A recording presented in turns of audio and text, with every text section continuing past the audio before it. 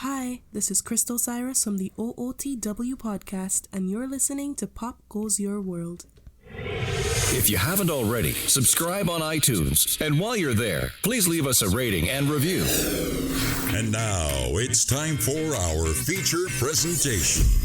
I'm Chris McBrien, and the pop culture from Generation X is everything to me. And I'm Derek Myers, and I'm here to educate Chris on the great pop culture of today's generation. Episode 250, Deadpool movie review.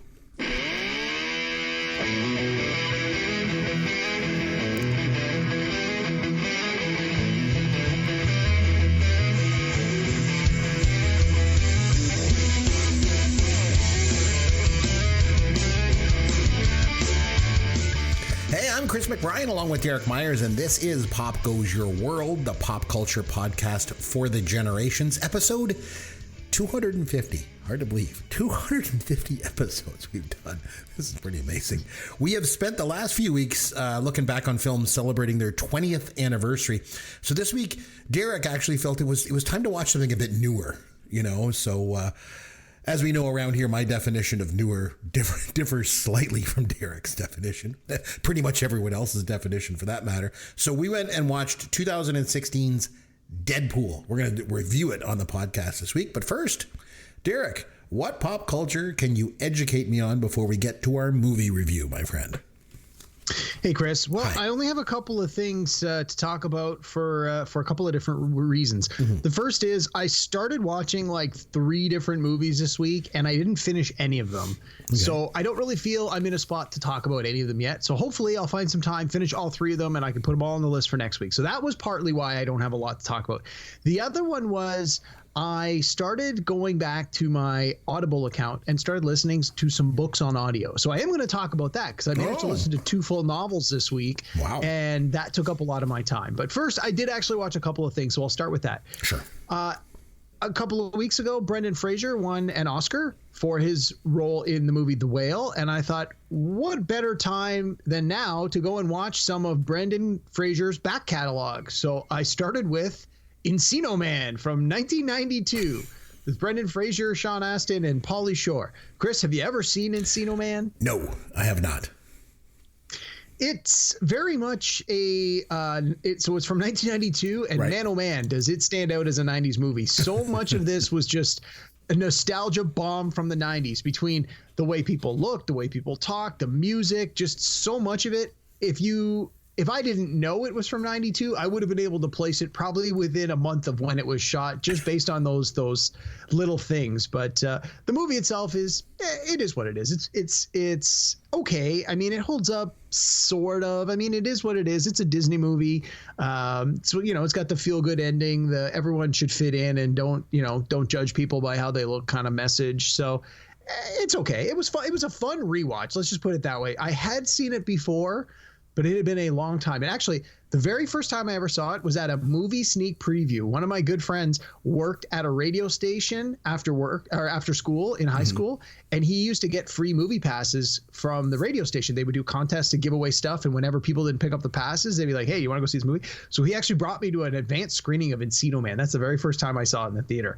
But anyway, it had probably been close to 25 years since I saw this movie, but it was a fun revisit. It's on Disney Plus, so if you're feeling a little nostalgic for Brendan Fraser in his very early career, why not give it a watch? Yeah, I think I never watched it because I always thought it looked kind of dumb, and Pauly Shore was in it. I didn't like that guy, so that's probably why I never watched it. Honestly, at the time, Pauly Shore was the part of the movie I liked the least, but now looking back on it, I actually didn't find him nearly as annoying now as I did then, because I think I identified with his character a little more now.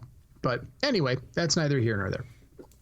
The only other thing I had a chance to watch this week was we've got a 90-day temporary subscription to Apple Plus, Apple TV, in large part because the new season of Ted Lasso started. So my wife and I have been binging everything we can on Apple Plus.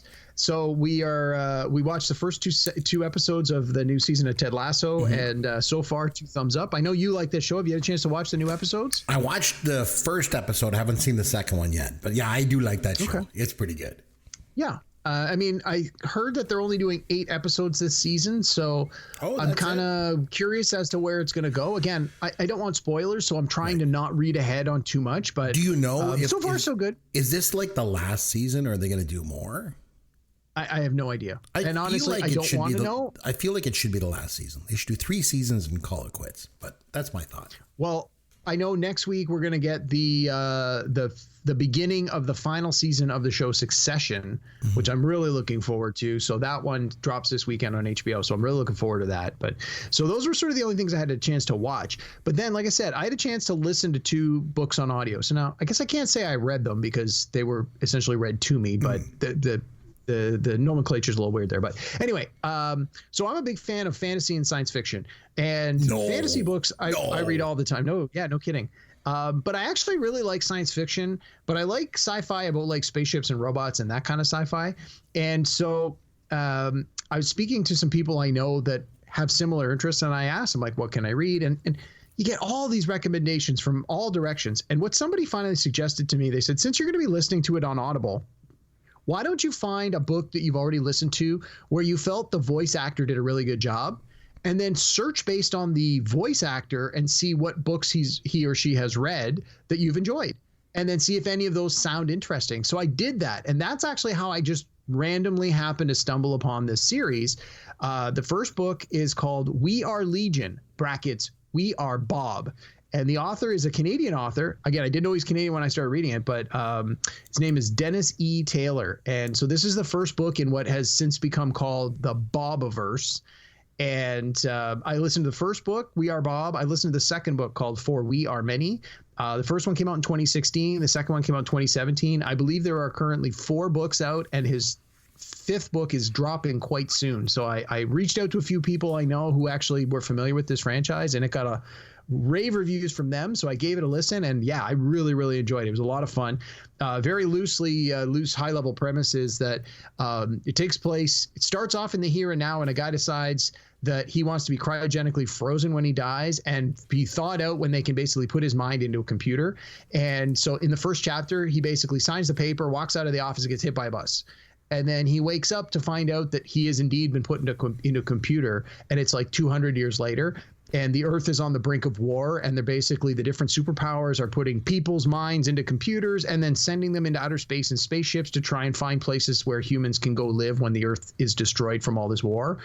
And the series just goes from there. And what eventually ends up happening, not really spoiler, this is sort of on the back cover, is part of the way that this futuristic plan is supposed to work is once this artificial intelligence that was once a human goes into outer space, they have the ability to replicate themselves and build more of themselves. Hence the title, We Are Bob, because the main character's name is Bob, and he ends up building more Bobs. And so there ends up being a number of these Bob artificial intelligences, which at the point of creation are identical copies, but as soon as they start experiencing different things, become their own individual entities. It's really good. It's really neat. It reminded me a little bit of the sort of the same style as Ready Player One, where there's a lot of pop culture references, but they're done in a way to further the story. The character of Bob is actually a very likable, very reasonable viewpoints, and there's a lot of political commentary that the author's sort of thrown in under the guise of science fiction, as almost all good science fiction does. But no, they were really great. The audiobooks took about 10 hours each to listen to, which is kind of on the short side for an audiobook. But yeah, they were great. I can't wait to listen to the next few. So if you're looking for a good read or a good audiobook, it's called We Are Bob. So you mentioned a lot of stuff that was going on there. Here's my takeaway from all the things that you just said. The author's name was Dennis Taylor. So that was Brad Hamilton's boss at All American Burger in Fast Times at Ridgemont High. Dennis Taylor. That was nice. Well, that's probably why he's Dennis E. Taylor. He probably didn't want to not to be confused with this. Yeah, with the manager at All American Burger. So there's that. Yeah. Yeah. So, in any case, yeah, no, so that was my week. Encino Man, Ted Lasso, and then these 2 books by Dennis E. Taylor, We Are Legion, We Are Bob, and For We Are Many. So check them out. They were great. I got something for you. Last week, I surprised you, and pretty much everyone else for that matter, I'm sure. I stepped outside my comfort zone because I watched a new movie last week, if you remember. I took my family. Right. Yeah, you went to the theater. Yeah, we went to see the movie theater. We went to see the movie 65. I went hoping to see a PG-rated movie about dinosaurs, and I ended up watching an R-rated movie trailer about Jennifer Lawrence dropping F-bombs. So my kids got a real earful there. So anyway, so this week I decided to stay with the whole new movie thing. My wife and I watched the Oscar winner for Best Picture this year, Everything, Everywhere, All at Once. So had you not seen it before? No, we just watched it this week. It was on the streaming services. Okay. So, well, you know me, Derek. I'm always going on and on about Hollywood, and Hollywood never has any new ideas and all that stuff. It's always sequels and franchises and reboots and reimaginings. It's one of the reasons I don't watch anything after 1989. Also because I'm old, But I have to say, I was pleasantly surprised because Everything, Everywhere, All at Once is not a reboot or some retread. It is unbelievably original. It's different. Yeah. It's unique. I thought it was amazing. Oh my God. I don't want to give anything away. I don't want to drop any spoilers or anything, but man, this movie was something. Like there's these themes of like Taoism and balance and love and loyalty and responsibility. I think my biggest takeaway from watching this film though was this idea that kindness doesn't equal weakness. I feel like, to me, that was the essence of Ke Huy Quan's character and what he brought to the story. I thought it was a fantastic film. Wow. You've seen it? Yeah, it's as it just so happens, it came out almost a year ago, and I think we went and saw it on the first weekend because we saw a trail. I don't normally watch trailers, but this one, sort of the trailer was interesting enough and didn't seem like it was giving a lot away. So I watched it and thought that looks really good. And there was a couple of my friends were like really keen to see it on the first weekend. So we saw it the first weekend it came out, and we even said at the time, we're like, this movie's going to make a statement. And man, oh man, I did it ever. I mean, it cleaned up at the Oscars. And I think, sometimes with the Oscars, we look back and we sort of go, wow, did they really make a mistake? This movie should have won, or that actor should have won. I do not think for a second that this is going to be one of those years where they look back and they go, you know what? I think that the Fabelman should have won, or I think that Elvis should have won. Like, I think that people are going to look back and go, this is one of the years the Oscars got it right. This movie is great. And I think it's going to have a lot of staying power for largely the reasons you said. I think the themes are universal. They're timeless. The message is timeless, and it's cross-cultural. Like it applies to so many people in so many circumstances. It was really good. Can't say enough good things about it. Especially a film that I couldn't imagine editing this thing. And it's got so much going on visually, and there's so much going on with action sequences and fight sequences, but really it comes down to the performances. They're just so... oh my God, yeah. Unbelievable movie. So yeah, I stepped outside my comfort zone 2 weeks in a row, but back into my comfort zone right now with this. Here's your dad joke of the week. Derek, I thought since we're reviewing Deadpool this week that it would be appropriate to do a superhero dad joke. All right? Oh, geez. Okay. So, Derek, what do Wanda and Daredevil have in common? I don't know. They both wear red costumes. I have no idea. They both lost their vision. Wow. Where's the strangest place you've ever made whoopee? In the...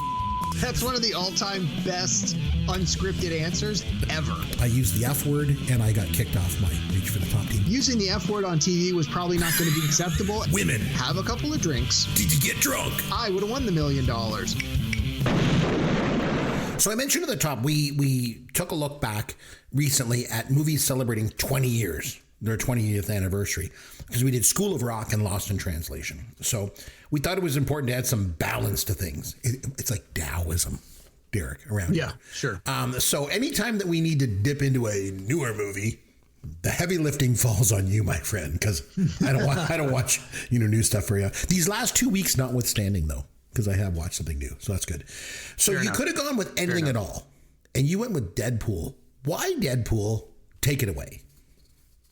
So one of the reasons I wanted to do Deadpool was last week we did Lost in Translation, which was probably not a very popular pick. I'm sure a lot of our loyal listeners sort of went, that show's going to be boring, and just skipped it. Even my wife was like, that's a terrible choice, even though you and I both enjoyed the movie a lot. Spoiler alert for anyone who skipped it. but it's not the typical kind. Like, it's not an action movie. It's very dialogue driven, character driven. It's set in the city of Japan. It's not futuristic. It's not computer generated. It's sort of a down to earth character study, and it's slow. Like, the pacing is slow and deliberately so. And, I felt that we needed to really bounce back. We needed to swing the pendulum hard in the other direction. And let me tell you, Deadpool does that in my mind for all the reasons. It's computer generated. It's comic book movie. It's got dirty jokes. It's got Ryan Reynolds. It's blood and gore to the extreme. And it's a hard R rating, which I can't remember if we really discussed that at the end of the last show. Hopefully you didn't watch this with your kids in the room. But we've done a couple of superhero movies in the past. I had you watch Iron Man, which is the kickoff of the new Marvel Cinematic Universe way back when. And I had you watch the first Guardians of the Galaxy movie. Yes. Those, because it's pretty much a standalone. You don't need a lot of backup for that. And then I will definitely get you to watch Black Panther in the very, very near future, because it's pretty much a standalone one as well. But Deadpool is a little something different. So Deadpool was owned by the movie rights were owned by Fox.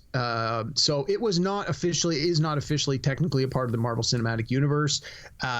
It's part of the same universe that has the X-Men in it, which again is separate from the Iron Man and Avengers from a movie point of view. Now that Disney owns all of it, eventually these will all be wrapped in some way, shape, or form, but we're not there yet, so let's not worry about that.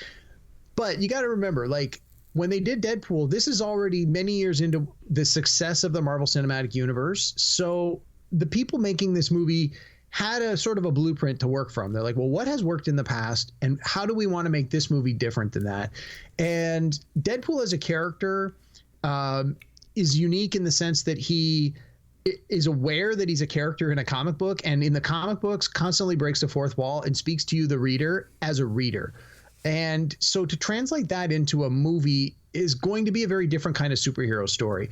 And honestly, he's not really a hero. He's really a villain. But when his character was created in the late 90s, this was a time in comic books when villains were becoming the heroes. You had the Punisher, you had Deadpool, you had like Ghost Rider, you had Venom. These were all characters that at some points had been considered villains. And then suddenly, because people were like, well, the villains are cool, they started making more stories that featured the villain. Like, you could argue that they're anti-heroes, but not really. They're more just straight up villains.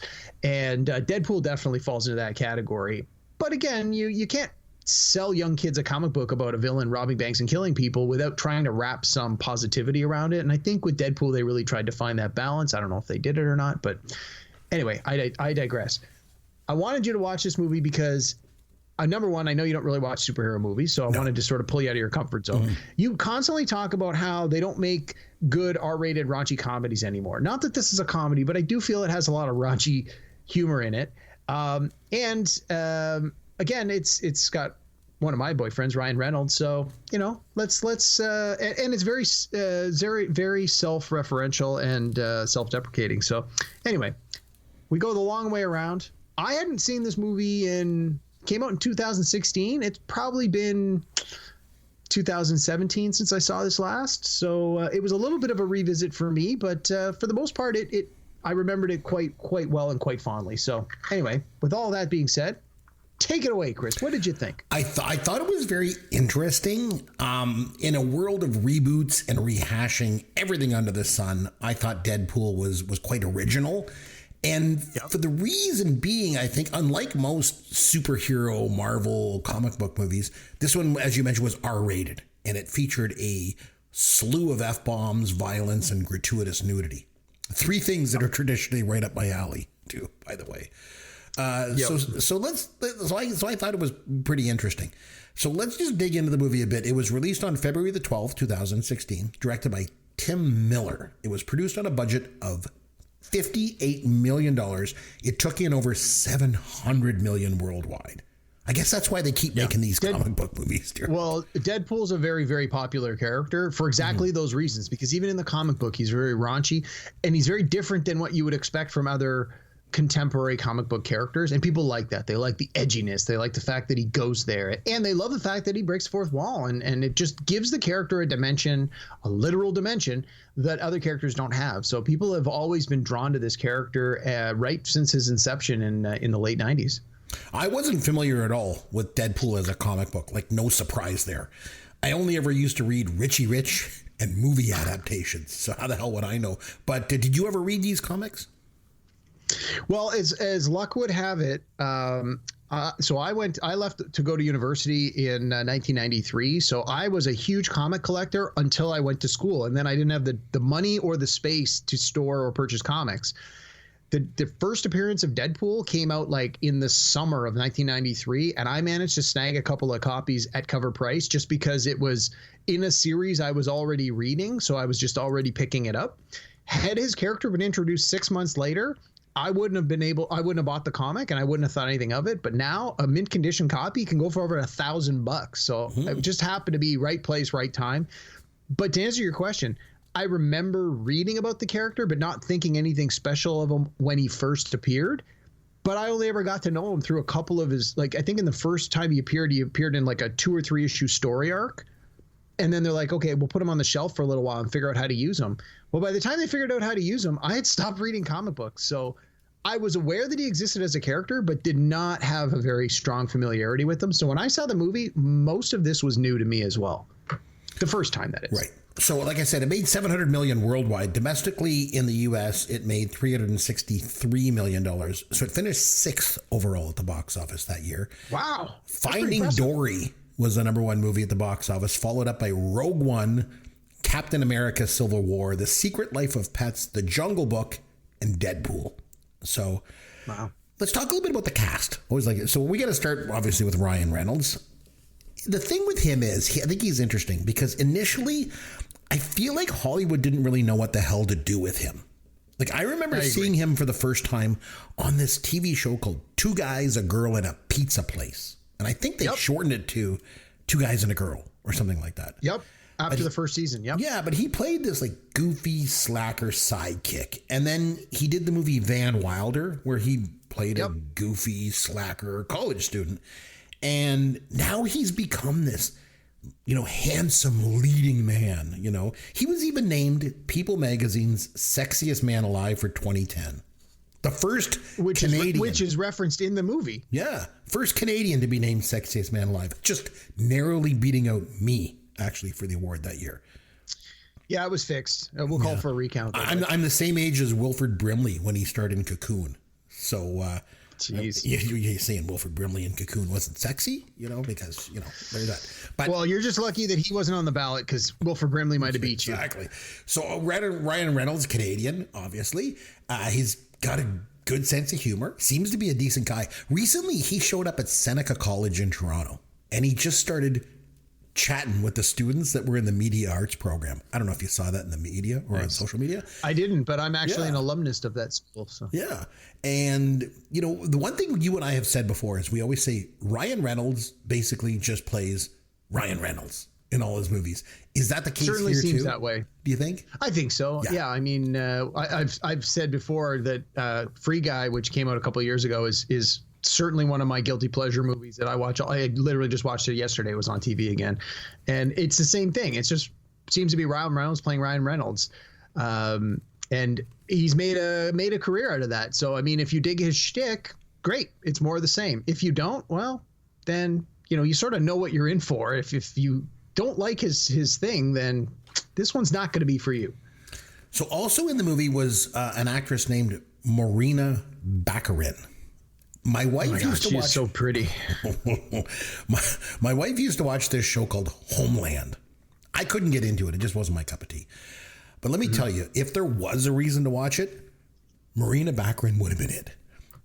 So they refer to her as the hot chick in the opening credits of this film.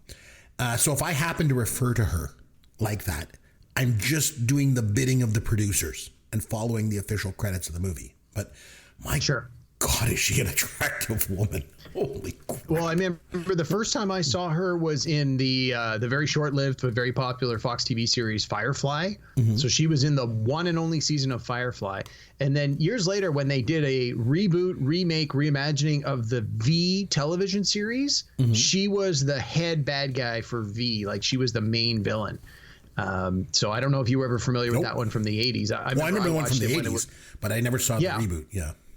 I never watched the reboot, but my wife did. She said it was really good. But yeah, no. And again, same with Homeland. Not a show I watched, but my wife watched it, and same thing. She's like, "Oh, I know you like this actress. She's in it." I'm like, "Well, maybe I'll watch a few episodes." But the other one I wanted to mention was Leslie Uggams. So she played the blind woman, Blind Owl, I think it was her name. Yes, she was in Roots, the '70s TV miniseries. Remember with Kunta Kinte, LeVar Burton? I'm familiar with it, but I never watched it. I recognized her. But apart from those three actors, Ryan Reynolds, the hot chick, and Leslie Uggams, I didn't know a single actor in this movie. Like, I didn't know anybody. Nope, didn't know anybody else. Well, I mean, you didn't recognize T.J. Miller? He's been in tons of stuff. Nope. He was the guy who played the bartender. Yep. Nope. No? Didn't recognize anybody. Or what about the guy who recruited him from the bar? He called him Agent Smith. He was wearing the suit. Nope. Didn't know who he was. He's been in lots. He was in Galaxy Quest. Nope. No, you haven't seen Galaxy Quest, have you? No. Well, in any case. I mentioned the opening credits. The opening credit sequence is just this running joke, right? Because it opens up, it says, some film. And then it's like starring God's perfect idiot, some hot chick, a British villain, a moody teen, a CGI character, all this stuff. So it got me thinking, if you remember, George Lucas very famously got into trouble when he didn't run any opening credits at the beginning of Star Wars. Just had the opening crawl, obviously. And he got fined. And then he did the same thing in The Empire Strikes Back. So they kicked him out of the Directors Guild of America. So he couldn't, because he couldn't hire his first choice to direct Return of the Jedi. He wanted Steven Spielberg, but he couldn't because he was kicked out of the DGA.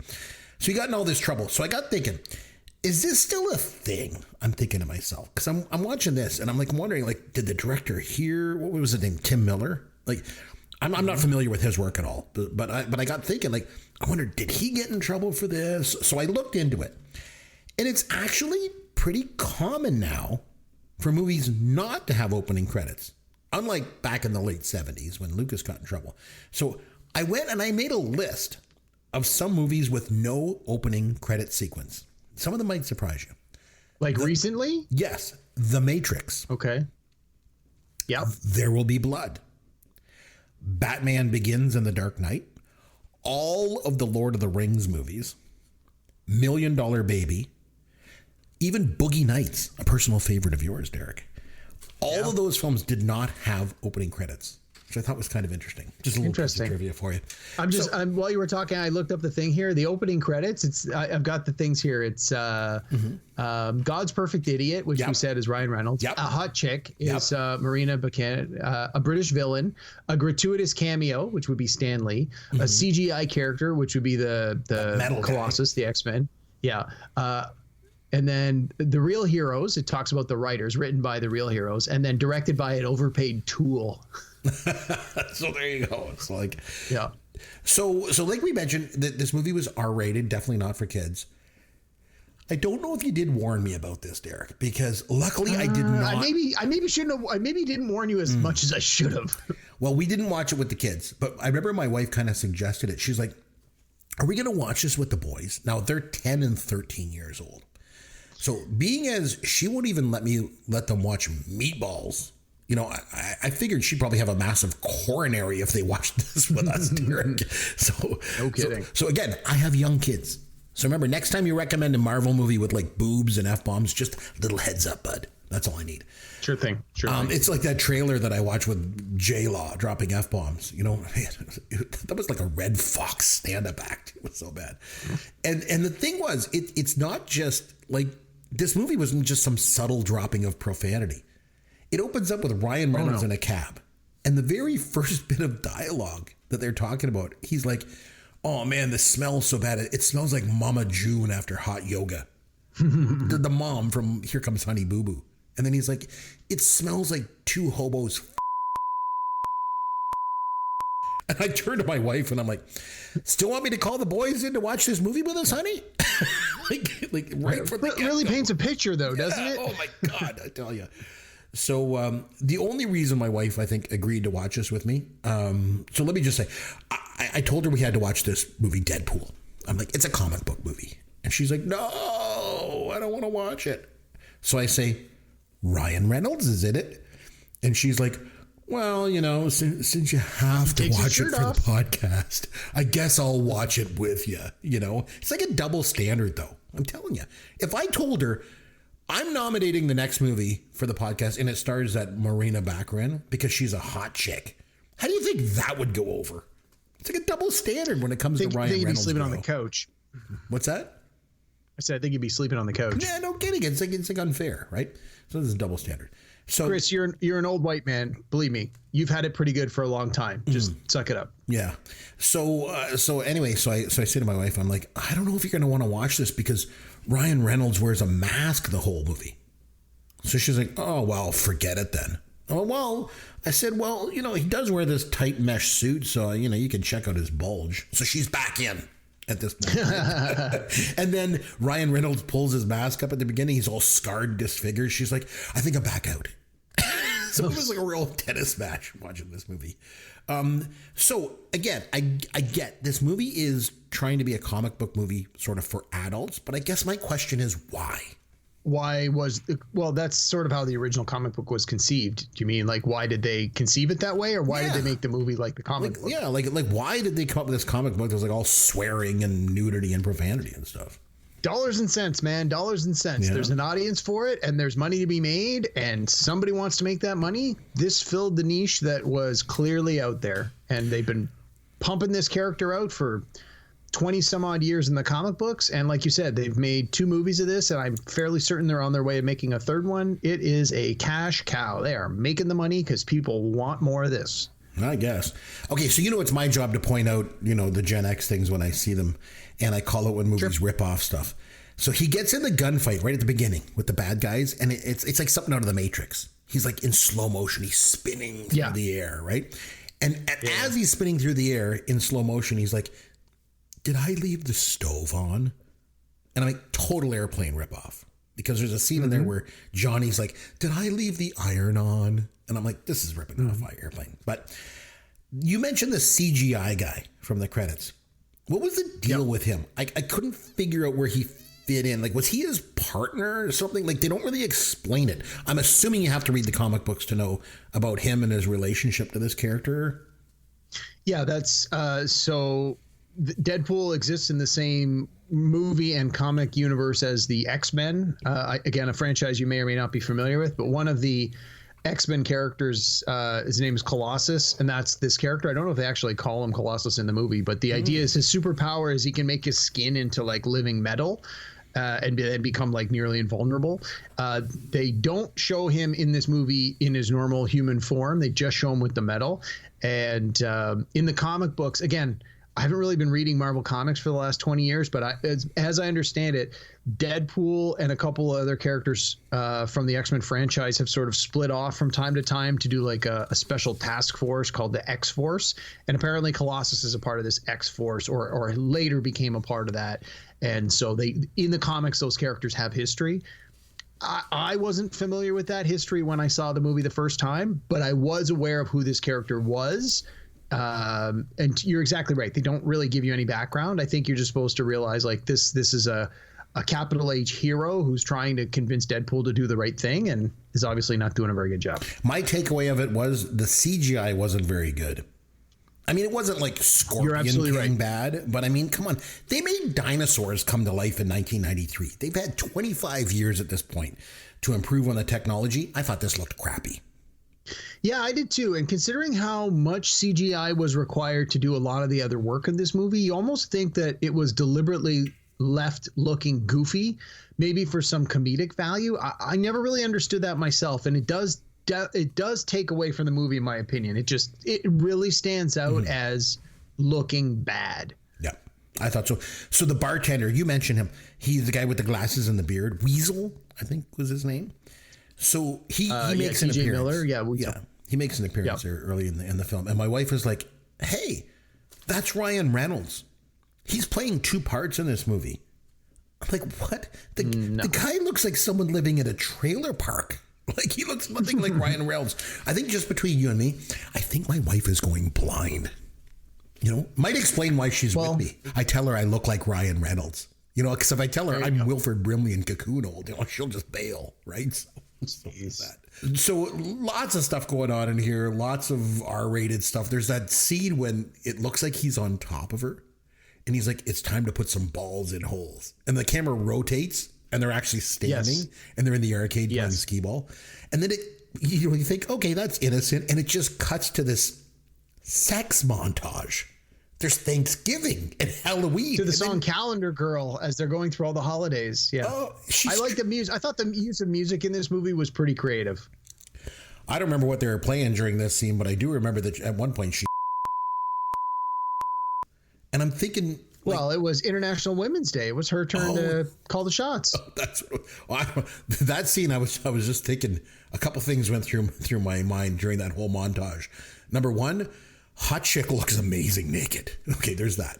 Yeah. And number two, I'm really glad I didn't let my kids watch this. I'm like, jeez, I tell you.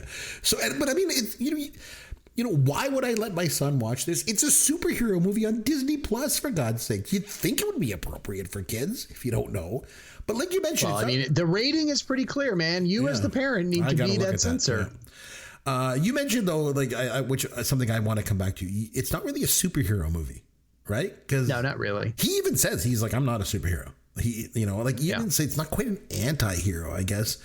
You know, but you know, he's this guy that's all like burnt and disfigured, and he becomes this dark anti-hero set on revenge, which got me thinking. I really liked this movie the first time I saw it when it was called Dark Man with Liam Neeson. So maybe this isn't as original as I thought after all. I don't know. No, that's fair. That's a fair comparison. I like, at one point though, I did like how they describe Ryan Reynolds' face. The guy's like, you look like Freddy Krueger topographical map of Utah. Like, who's writing this dialogue? And then the hot chick there, she makes the joke about Yoda on Luke's back, and he's like, nice Star Wars joke. And she goes, it's from Empire. He's like, it's like I made you in a computer. You know, it's like nerds everywhere instantly fall in love with her. Not that they needed much more incentive to, you know. No, not at all. So lots of pop culture references in this movie. A lot of them. And usually in an incredibly disgusting manner too. Like, oh my God. Yeah. He's at one point he kills a guy and he spews blood all over this guy's face. And he's like, are you there, God? It's me, Margaret. I'm like, what? What am I watching?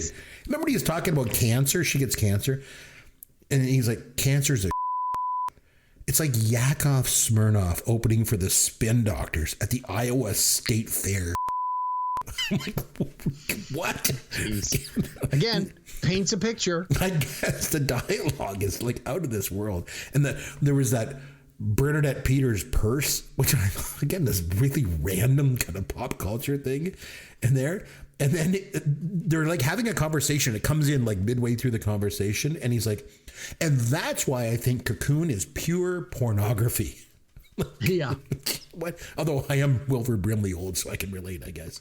But the other one that really stood out to me was when he's talking about, they're talking about like a bucket list.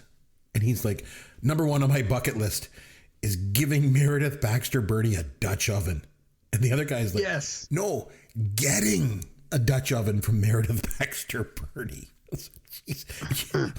Oh, you know what? I was watching an old episode of The Partridge Family recently because that's what I do, as you know, Derek. Mm-hmm. And Meredith Baxter Birney was on it. And she played this teenage hippie backpacker. She might have been one of the most beautiful women I have ever seen. Like, I'm talking, this was years before Family Ties. Like, this might have been like 70, 71, something like that. You need to Google Meredith Baxter Birney in Partridge Family. Man, she was absolutely beautiful. I mean, she's no hot chick in this movie, but I mean, you know, who is? I also found that this movie had a lot of non-linear storytelling going on, which was kind of interesting. Yeah, I was glad you brought this up. Yeah, I was thinking about this. So a lot of superhero stories, most superhero stories end up being origin stories. And the ones that tend to be the least interesting are the ones that are completely linear, where it's, you know, average character, something happens, something traumatic in many cases. They either discover superpowers, make superpowers, something happens, and then they end up resolving their whatever issue it was that caused them to get all angry or sad or whatever. And the ones that are told in a linear fashion tend to be kind of boring because they are now so commonplace. You can predict the beats of how this story is going to play out. And I think the ones that tend to work a little better are the ones that have that sort of nonlinear convention, even if they're just a little bit. Like, think the first Iron Man. You almost have like that little teaser before the credits where you see Tony Stark in peril, and then it says something like, 48 hours earlier, which is a trope that drives me up the wall. But then everything after that is in a linear, but you know that it's going to get there sooner or later.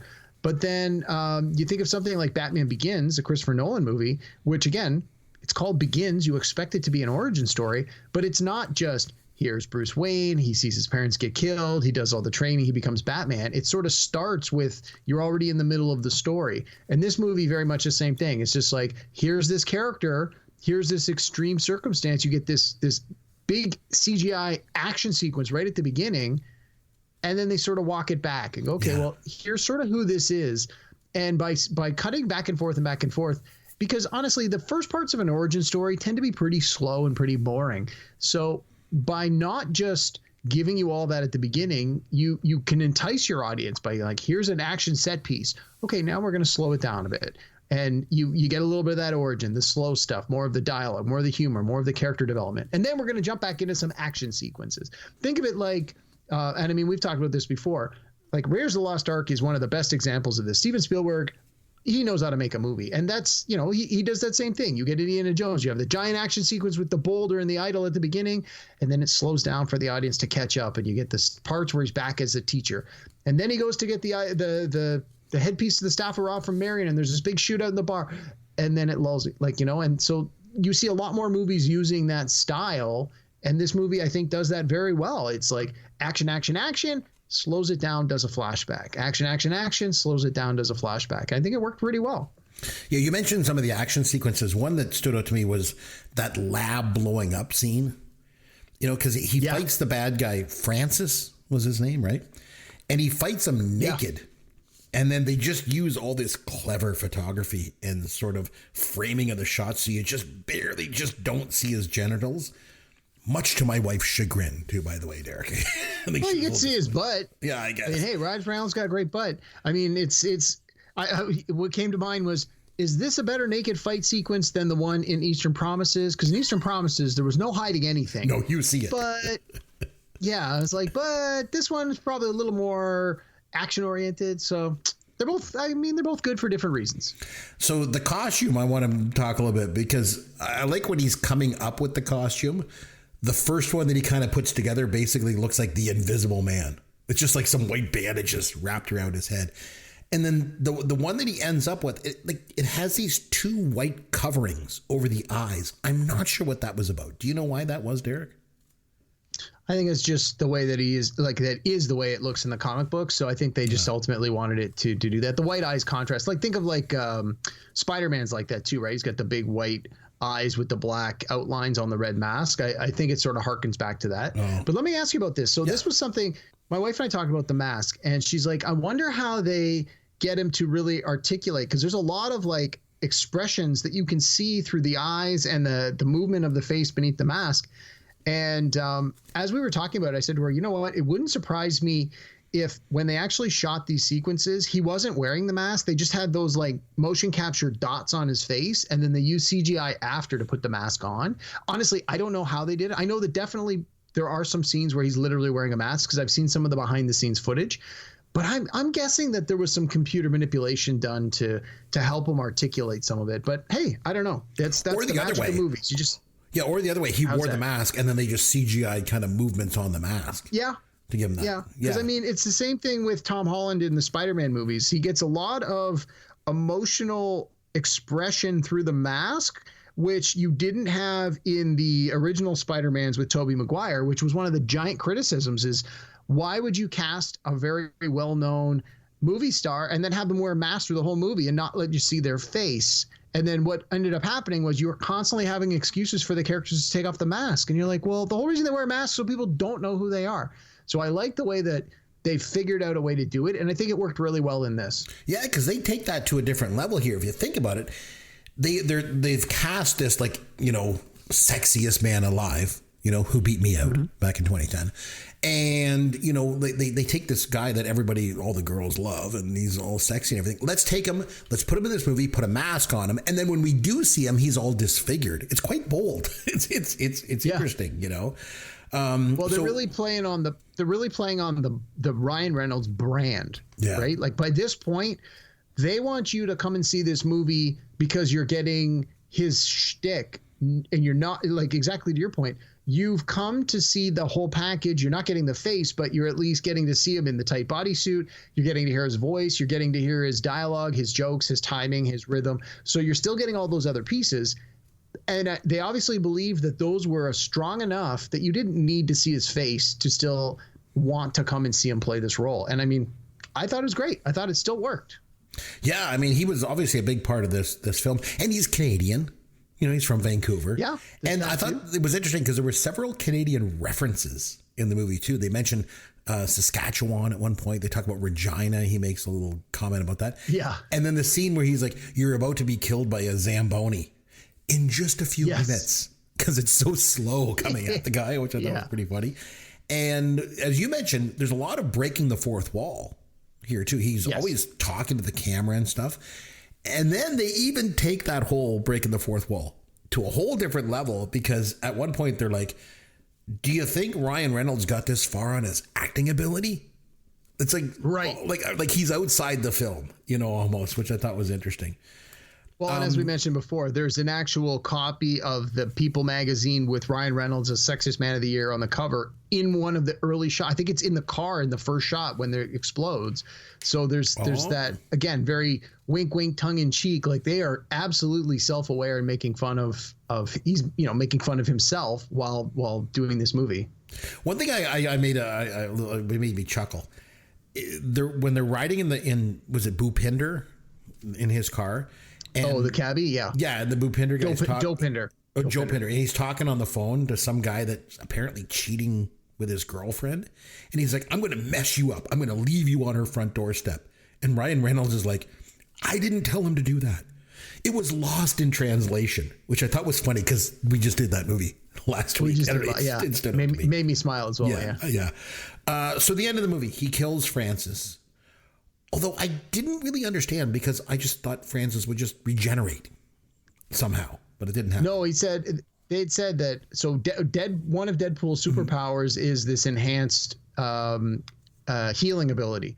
The other guy, he didn't have an enhanced healing ability. He just didn't feel pain. He couldn't feel anything. Oh, okay. So he would heal at the normal rate, but he just didn't feel pain, which allowed him to be in these extreme situations. And it seemed like he had heightened strength as well. Right. Which, that explains a lot.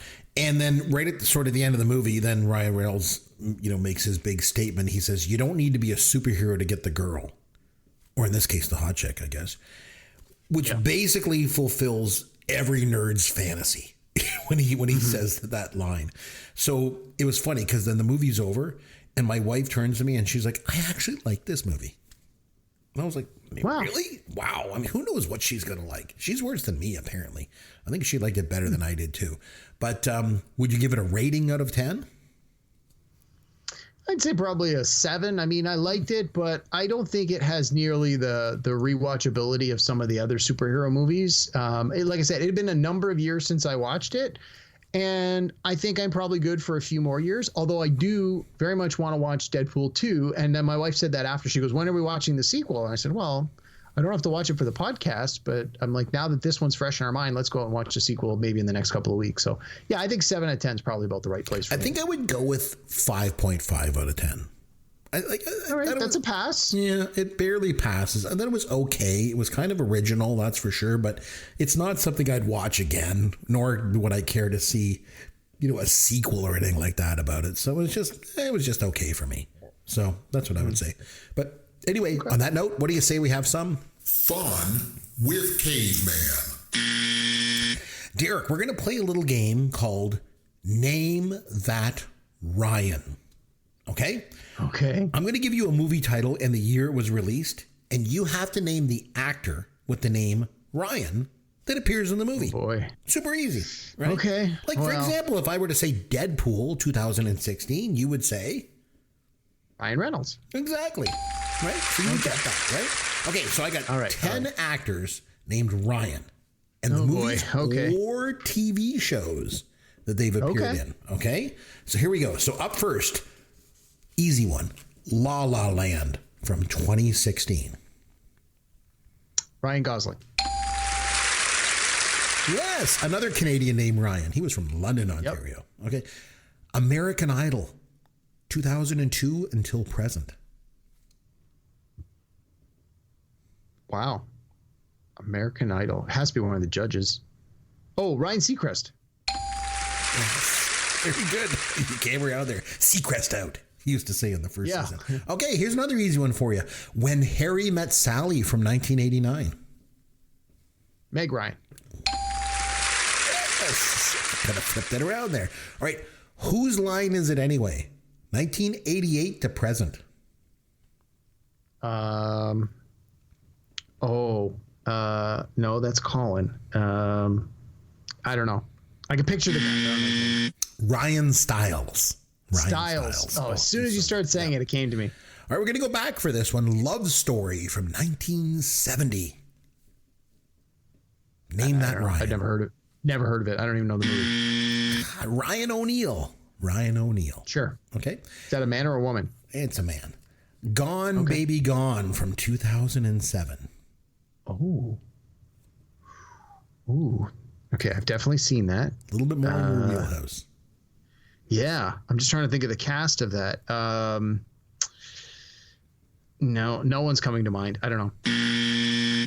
Amy Ryan. She was also in The Office. I really liked her in The Office. I thought she was great. Oh, okay. All right, Crash from 2004. Name that Ryan. Again, another movie with a huge cast. I don't know. Ryan Phillippe. Oh my God, yeah. I totally forgot he was in that. Here's one you're going to get. Here's a softball for you. Star Trek Voyager from 1995 to 2001. Oh, that would be Jerry Ryan. Also looked good in a tight suit. Just much like Ryan Reynolds. Oh my Jesus. Okay. Yeah. The Beverly Hillbillies from 1962 to 1971. Name that Ryan. The only reason I know this is from Wayne's World. Irene Ryan. Yes. Like they mentioned her in Wayne's World? Yeah, there's a whole thing where they're describing the perfect woman, and then there was something about Irene Ryan, Granny from the Beverly Hillbillies. Yeah, there was some characteristic about her they thought would made up the perfect woman, and I was like, that's the only reason I know that. All right, the last one of my favorite movies of all time. Kill and Kill Again from 1981. Name that Ryan. Ryan McRyerson. James Ryan. It was James Ryan McRyanson. Yeah, no, I have no idea. No, that's not correct. All right. All right. So sure, check that again. I'm sure that character was in there. Yeah, I'm sure he was. He played the Optimus, I believe, in that film.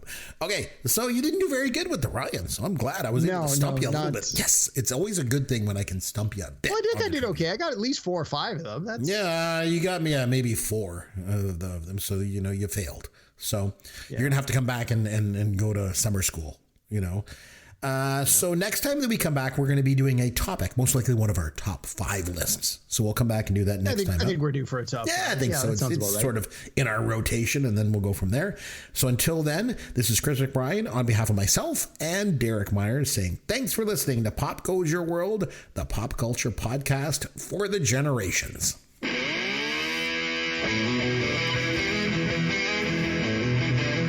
Thanks for listening to Pop Goes Your World.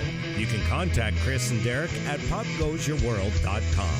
Please take a minute and review the podcast on iTunes or wherever you download and listen to the show.